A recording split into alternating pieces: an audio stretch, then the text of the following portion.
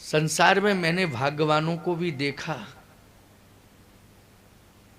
जो वास्तव में भाग्यशाली हैं, बड़भागी हैं,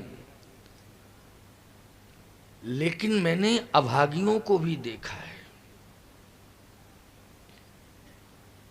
अच्छा, बड़भागी कौन है आपकी दृष्टि में? कहे श्री ग्राम का निरीक्षण किया तो वहां कथा हो रही थी,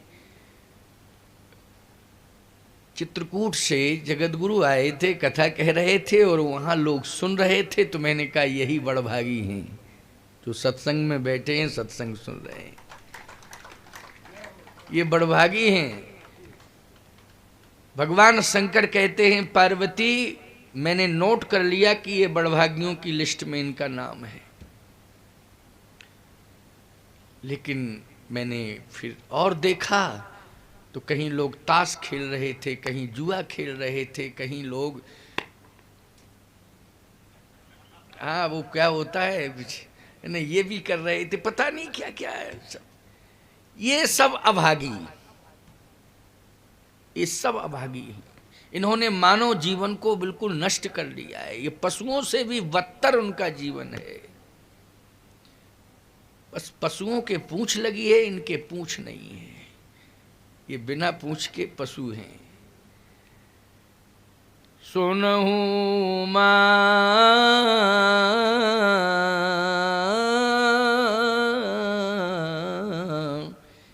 वे लोग अभागी जो हरि तज हो विषय अनुरागी, हरि तज हो ये विषय अनुरागी। जो भगवान के चरण को छोड़ करके, भगवान के चरण का अनुराग छोड़ करके विषयों से अनुराग रखते हैं, संसार में उनसे बड़ा अभागी मेरी दृष्टि में कोई दूसरा नहीं है। हरि तज हो ये विषय अनुरागी। अनुराग करो तो भगवान से करो, भगवान की कथा से अनुराग करो। अच्छे लोगों के प्रति प्रेम करो, अच्छे लोगों से संबंध जोड़ो, जिनके जीवन में सद्विचार हैं उनसे संबंध जोड़ो, उनके समीप पहुंचने की कोशिश करो। और जिनके जीवन में सद्विचार कोसों नहीं देखे जा रहे हैं, याद रखना उनसे दूरियां बनाने में ही सार है, क्योंकि उन्होंने सद्विचारों से प्रेम किया ही नहीं है। उनका तो दुर्व्यवहार है, दुर्विचार है, पता नहीं कितने प्रकार के विकारों से युक्त उनका चित्त है। और वह विकार युक्त चित्त विध्वंसकारी योजनाओं को तैयार करने में लगा हुआ है। लेकिन प्यारे, तुम सब ने जो योजना बनाई है वो चरित्र निर्माण की योजना बनाई है। कथा का अर्थ क्या हुआ कि यहां जो योजना बनी हुई है वो चरित्र निर्माण की योजना बनी। बोलो बनी कि नहीं? ये चरित्र निर्माण ही तो हो रहा है। ये कितनी सकारात्मक सोच है आप सबकी। मानव जीवन का सार तुम्हें प्राप्त हो रहा है। यही सार है मानव जीवन का।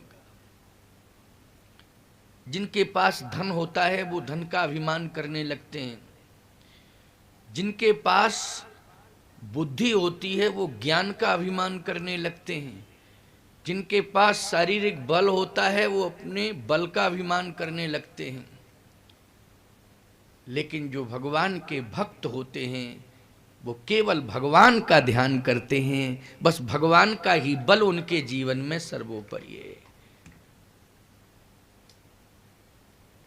हो तो मैं खर को असवार, तुलसीदास जी महाराज कह रहे हैं, हो तो मैं खर को वसुवार,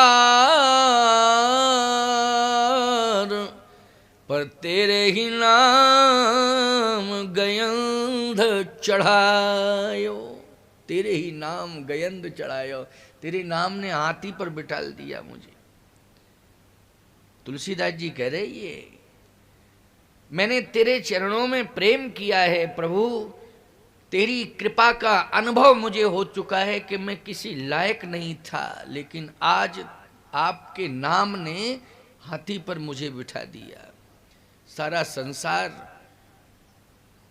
आज तुलसीदास के ग्रंथ को पढ़ रहा है।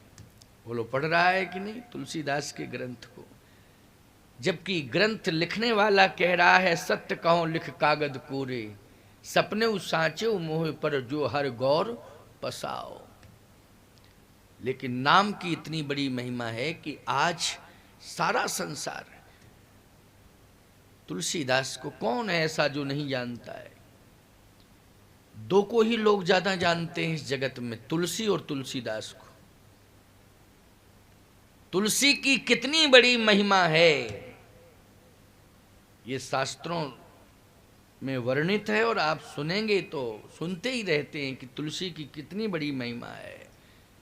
ठीक इसी प्रकार से तुलसीदास की भी कितनी बड़ी महिमा है। सूर सूर तुलसी शशि उडगन केशवदास, और अब के कवि खद्दोत समझतः करत प्रकाश। तो प्यारे, सूर और तुलसी की महिमा को कहां तक कहा जाए है? सूर घनेरे फिरे कर्ण मागत,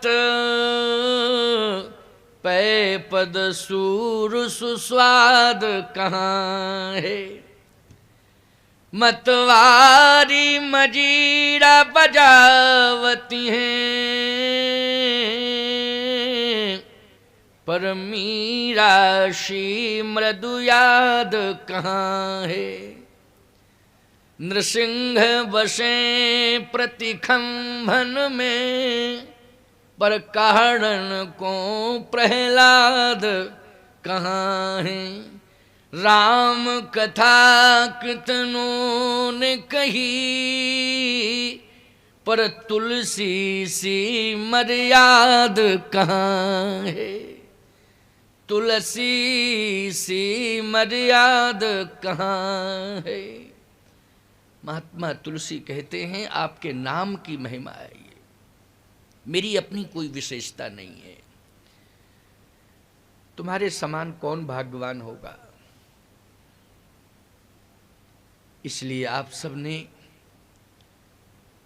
चरित्र निर्माण की योजना बनाकर इस धरती को धन्य कर दिया, और परमात्मा की दृष्टि में आपका एक विशेष स्थान हो गया।